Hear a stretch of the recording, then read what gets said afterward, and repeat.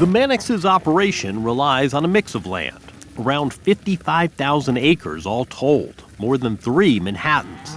It's land they own, private land they lease from others, plus federal plots they pay a relatively small fee to use. So earlier this year, when members of Congress proposed the wholesale sell-off of tracts of public land, the first serious effort of its kind in more than 4 decades, the Mannixes, bridled. Yeah, to me it's worrisome because I think that you can have a very nuanced conversation about management, but whether or not should we have these lands as public lands, to me is a no-brainer. The federal government owns and manages about 640 million acres of American land, most of it in the West and Alaska. Yes, those breathtaking national parks, but also huge tracts for conservation, recreation, and moneymakers like ranching, mining, and logging.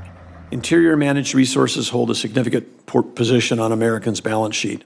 The Trump administration, including Interior Secretary Doug Burgum, have made clear federal lands could be generating much more value if there were better management, fewer regulations, and more vigorous extraction.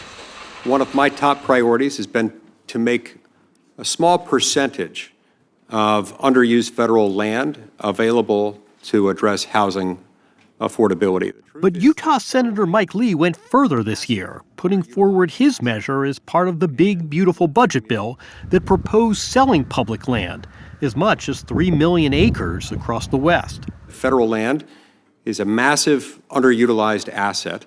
Lee's proposal did not list specific parcels, but he and some Republican colleagues reasoned selling land would address America's housing shortage and also help pay down the nation's debt.